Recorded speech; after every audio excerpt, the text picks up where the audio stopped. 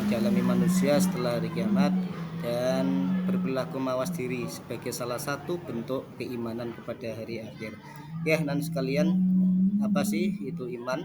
Iman adalah percaya dengan sepenuh hati, karena kita sebagai muslim, kita itu harus wajib iman kepada Allah, iman kepada para malaikat, iman kepada kitab-kitab Allah, iman kepada para rasul, iman kepada hari kiamat, dan iman kepada qada dan qadar. Nah, karena dan pada kesempatan ini kita akan bahas tentang iman kepada hari akhir.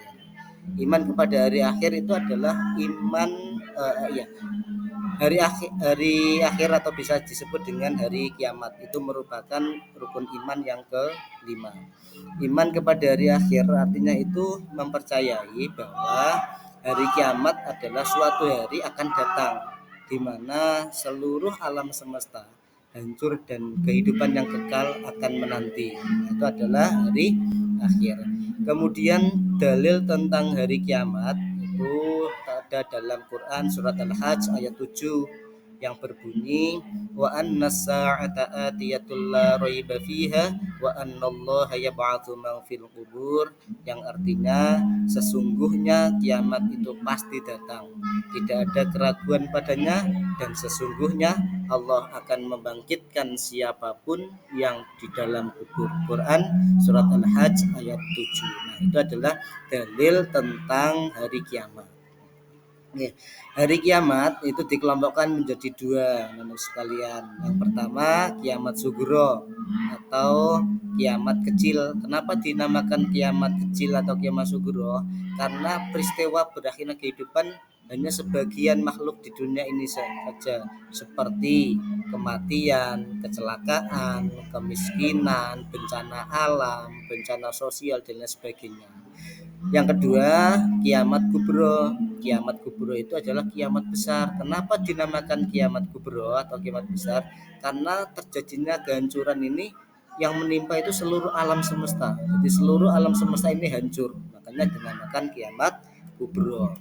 Kemudian peristiwa-peristiwa yang terjadi saat kiamat sugro itu misalkan ada peristiwa kematian, peristiwa bencana alam, peristiwa kemiskinan, peristiwa bencana sosial dan sebagainya. Itu adalah peristiwa-peristiwa saat kiamat sugro. Sedangkan peristiwa tanda-tanda sebelum datangnya kiamat kubro itu ada satu, keluarnya Dajjal yang mengajak manusia pada jalan sesat, ada keluarnya Imam Mahdi yang akan menegakkan keadilan, kemudian turunnya Nabi Isa bin Maryam, keluarnya Ya'juj Ma'juj. Ya'juj Ma'juj ini adalah suku yang dulu suka buat onar, suka buat pembunuhan dan sebagainya, sehingga dirangkeng oleh Raja Zulkarnain. Nah, nanti hari kiamat kubro ini nanti akan lepas turun.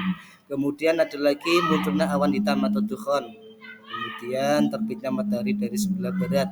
Kalau hari-hari biasa kita melihat matahari terbit itu dari timur, tapi kalau tanda-tanda kiamat itu salah satu adalah matahari akan terbit dari barat, arah barat. Kemudian ada keluarnya binatang melata pada pagi hari. Nah, itu adalah beberapa tanda sebelum datangnya hari kiamat kubro.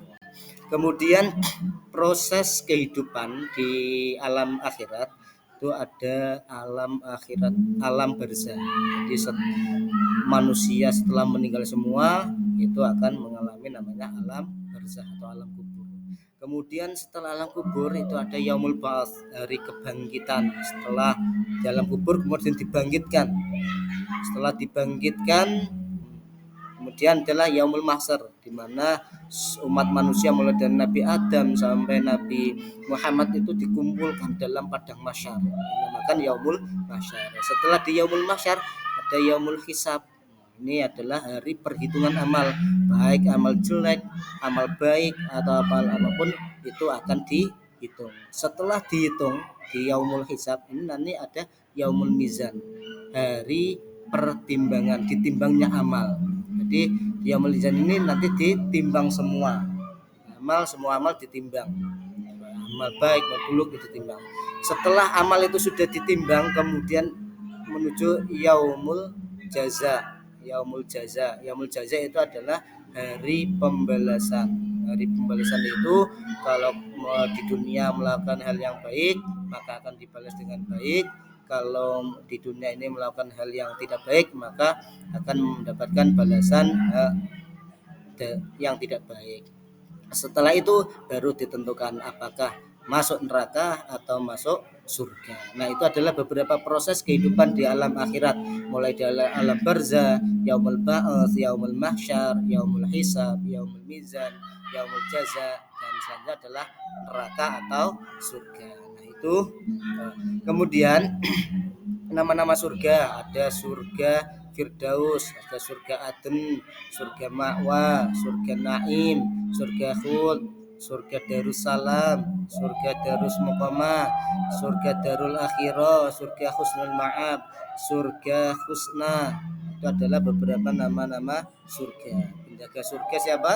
Yaitu malaikat Ridwan. Selanjutnya nama-nama neraka. Neraka itu ada nama neraka Jahanam, ini sangat paling bawah ini neraka Jahanam. Kemudian ada neraka Laza, ada neraka Hutama, ada neraka Sa'ir, ada neraka Sakor, ada neraka Jahim, ada neraka Hawiyah. Nah, itu adalah beberapa nama-nama neraka. Penjaganya adalah malaikat Maut. Setelah itu, upaya kita bagaimana sih agar kita itu mencerminkan perilaku iman kepada hari akhir? Ada beberapa hal, ada beberapa upaya yang bisa kita lakukan. Yang pertama adalah sadar bahwa kehidupan dunia ini hanyalah sementara. Kalau orang itu sadar bahwa di dunia ini hidup sementara, maka akan prioritas utamanya adalah di hari akhir. Oke, lanjutnya adalah mempercayai adanya surga dan neraka. Jadi kita harus percaya adanya surga dan neraka. Kemudian ada lagi upaya yang kita lakukan adalah lebih semangat dan disiplin dalam beribadah.